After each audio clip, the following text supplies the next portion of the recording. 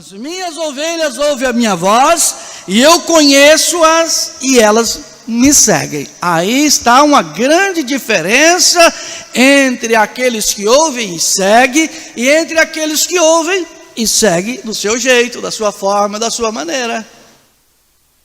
Mas Deus só tem compromisso com quem ouve a voz dele e segue a voz dele. Se não segue a voz dele, ele não tem compromisso contigo, meu irmão. Ele não tem compromisso contigo, minha irmã. Então, ouça a voz de Deus nesta noite. Ouça o que o Espírito Santo está lhe dizendo. Então, Mateus capítulo 17, versículo 11, cumpre aqui, para mim e para você, esta profecia da evidência da palavra, da evidência do Espírito Santo. Mateus capítulo 17, versículo 11. Vamos lá. Mateus 17, versículo 11. E Jesus respondendo disse-lhes: em verdade, Elias virá primeiro e restaurará todas as coisas. Algo tinha que ser restaurado. Paulo prega o primeiro selo, e aí os selos vão vindo, as eras da igreja vão vindo, mas alguém tinha que revelar isso, alguém tinha que mostrar isso, então tinha que ser o sétimo anjo, Apocalipse 10:7. Já nós vamos chegar lá. E muitos não conseguem entender que Deus pode revelar progressivamente, ao longo do tempo. E foram estas revelações posteriores que foi possível ao profeta entender as 7 eras da igreja. Na medida que ele foi lendo, na medida que ele foi buscando, o Espírito foi revelando, porque é Jesus que disse isso: examinai as Escrituras e procurardes terdes nela vida eterna, porque são elas que de mim testificam. O Evangelho de João 5, versículo 39. A fé foi perdida por muitos na era da restauração da fé.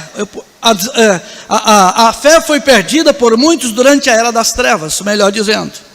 Quando os santos foram martirizados, as pregações seguintes só poderiam andar na luz parcial daqueles que permaneceram.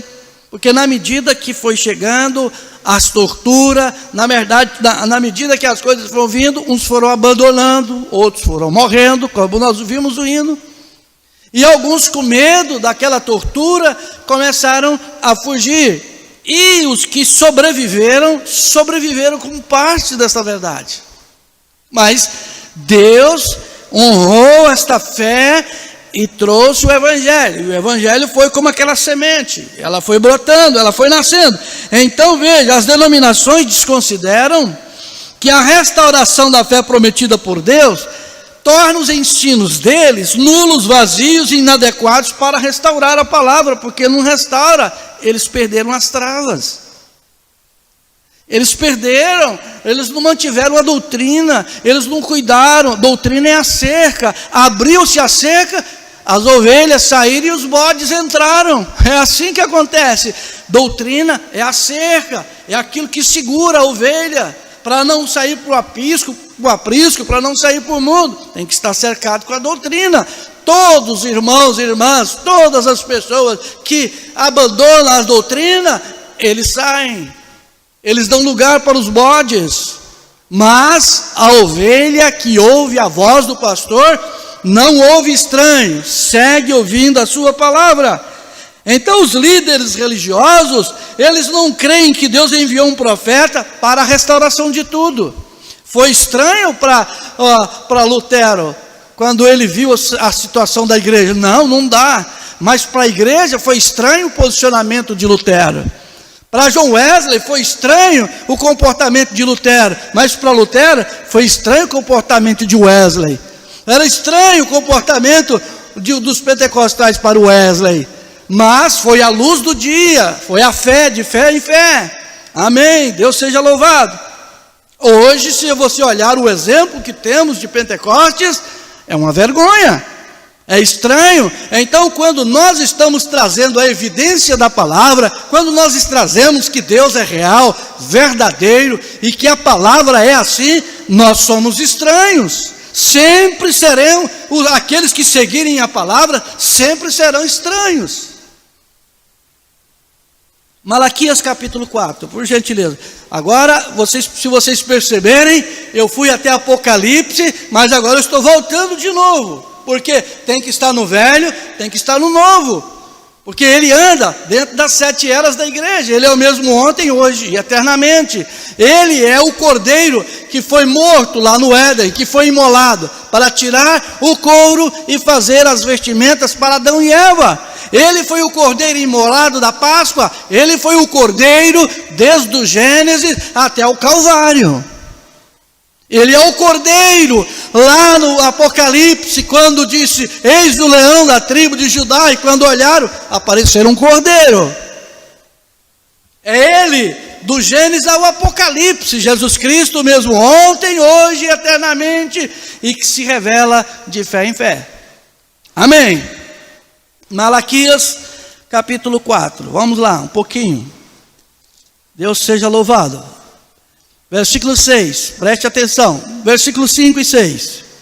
Eis que eu vos enviarei o profeta Elias, antes que venha o dia grande e terrível do Senhor. Esse dia não veio.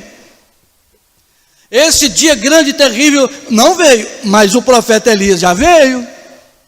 As profecias se cumprem. Posteriormente, como eu disse de manhã, Isaías profetizou que uma virgem concebia, depois de 712 anos que ela concebeu.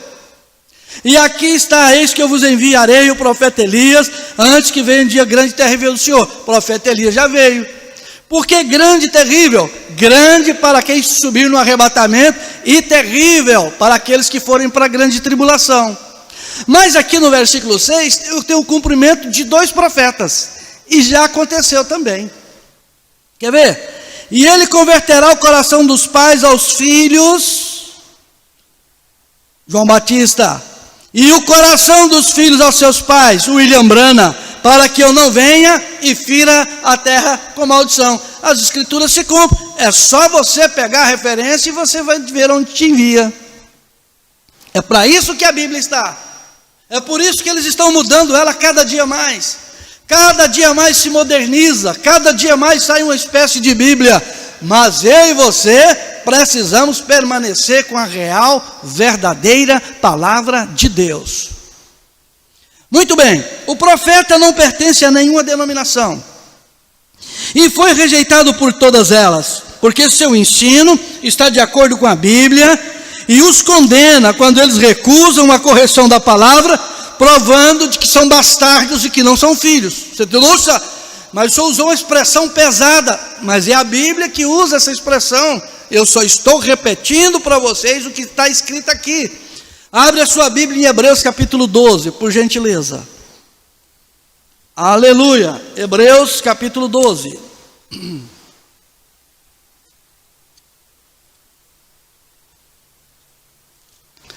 Deus seja louvado. Tenho tanta anotação aqui. Ô Senhor da glória. Hebreus capítulo 12, versículo 8. Amém. Hebreus 12, no verso 8. Veja. Mas se estáis sem disciplina, da qual todos são feitos participantes, todos precisam serem participantes da disciplina. Tem que ter disciplina, tem que ter doutrina, tem que ter exortação. Os irrepreensíveis têm que ser repreendidos. Veja, sois então bastardos e não são filhos, se não aceita a correção da palavra, se não aceita a orientação da palavra, não pode ser filho. A Bíblia está dizendo que são bastardos. Então a mensagem que Deus enviou para um posicionamento pela palavra, para a evidência da palavra, não vai apoiar pecado de ninguém, não vai te alisar as suas costas, não, vai te trazer e dizer, olha, o caminho é esse, andai por ele, porque Jesus Cristo é o caminho, a verdade e a vida, e ele tem compromisso com quem tem compromisso com a palavra dele. Isso pode soar pesado, mas é a Bíblia. Isso pode soar forte, mas é a Bíblia. E nós cremos na Bíblia. Deus tem compromisso com todos que têm compromisso com sua palavra. O mensageiro do entardecer, pregado em 16/1/63, parágrafo 196. A igreja passará pela justificação, através de Lutero. A igreja passará através da santificação, João Wesley. A igreja passará pelo batismo do Espírito Santo, os pentecostais. E prosseguirá direto até a perfeição do Filho do Homem, quando esposa e esposo serão a mesma pessoa. A igreja e Cristo têm que ser a mesma pessoa. Isso é evidência do Espírito Santo.